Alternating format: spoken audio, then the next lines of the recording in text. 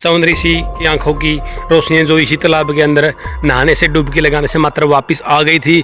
देख सकते हैं आप, ऐसे तीर्थों का आज इस हालत में मिलना बहुत ही दुर्भाग्य की बात। शरीर पर डिम्मक ने मिट्टी की परत बना रखी थी।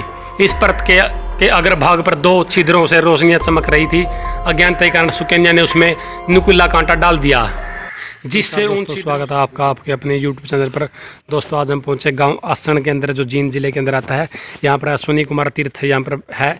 ऐसा बताया जाता है कि जो अश्विनी कुमार थे वो सूर्य देव के पुत्र थे। इसके साथ ही यहाँ पर एक ऐसा तालाब है जो जहाँ पर है जो चौंद ऋषि महाराज की आंखों की रोशनी आ गई थी दोबारा, और वे दोबारा जो बुढ़ापे से दोबारा जवान हो गए थे। हम आपको तीर्थ दिखाएंगे जहाँ पर है चौंद ऋषि के स्नान करने से मात्र वो दोबारा जवान हो गए थे और उनकी आंखों की रोशनी दोबारा आ गई थी। तो यहाँ पर देख सकते हैं श्री अश्विनी कुमार तीर्थ है, ये यहाँ पर अश्विनी कुमार मंदिर यहाँ पर बनाया गया है, और जिसके नाम से अश्विनी कुमार के नाम से इस गांव का नाम आसण पड़ा है। चलिए तो आपको सीधे ही उस तीर्थ की ओर, सरोवर की ओर आपको लेकर चलते हैं, जहाँ पर है जो श्री चौंद ऋषि की आंखों की रोशनी वापस आ गई थी और जो दोबारा बुढ़ापे से दोबारा जवान हो गए थे।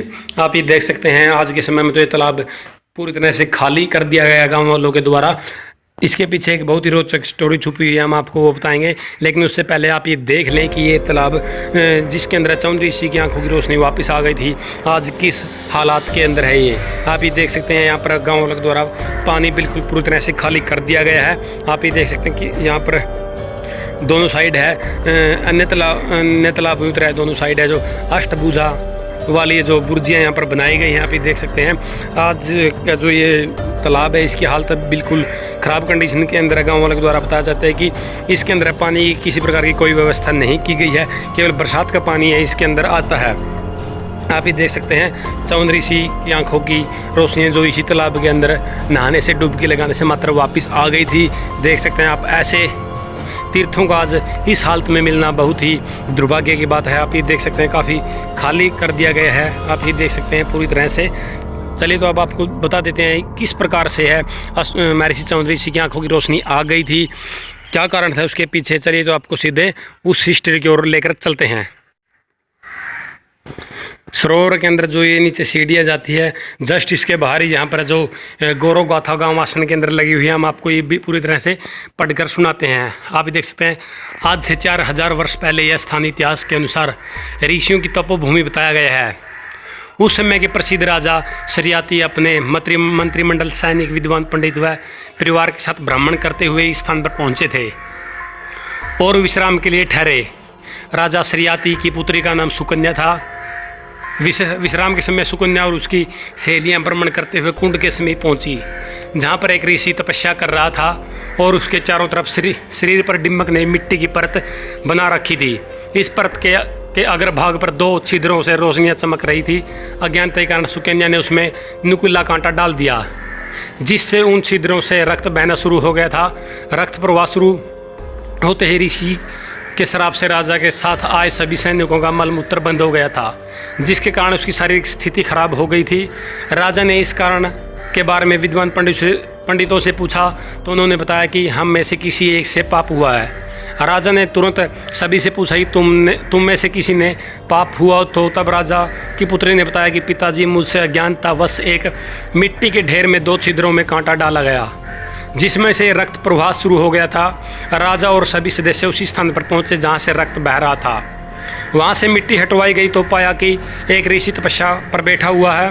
तब विद्वान पंडितों ने बताया कि हे राजा, इसी ऋषि के श्राप से हम सब की यह दशा हुई है।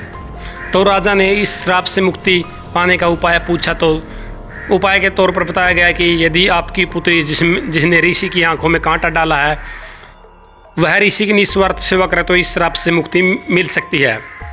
राजा ने ऋषि से हाथ जोड़कर क्षमा मांगी, वह अपनी पुत्री को ऋषि के पास छोड़कर चले गए।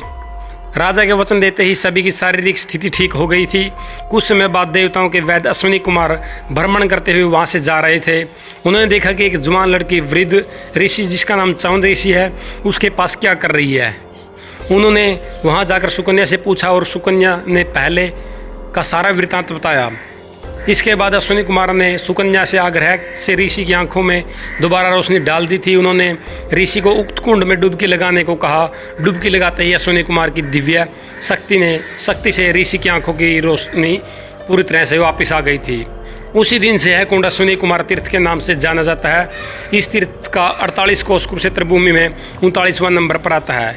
इसी अश्विनी कुमार तीर्थ के नाम से गांव का नाम आसन पड़ा है। दोस्तों आप ये देख सकते हैं गौरव गाथा गांव आसन की यहाँ पर लिखी हुई है। और ऐसा बताया जाता है कि चौन ऋषि ने ही, जो अश्विनी कुमार थे, जो देवताओं के वैद्य माने जाते हैं, जो उनके द्वारा देवी देवताओं द्वारा जो हवन किए जाते हैं उनके अंदर उसका पूरा सम्मान नहीं था, तो चौन ऋषि ने ही अपने ससुर के माध्यम से उसको यह सम्मान दिलाया था। आप ये देख सकते हैं श्री अश्विनी कुमार मंदिर, तीर्थ अश्विनी कुमार मंदिर यहाँ पर बनाया गया है।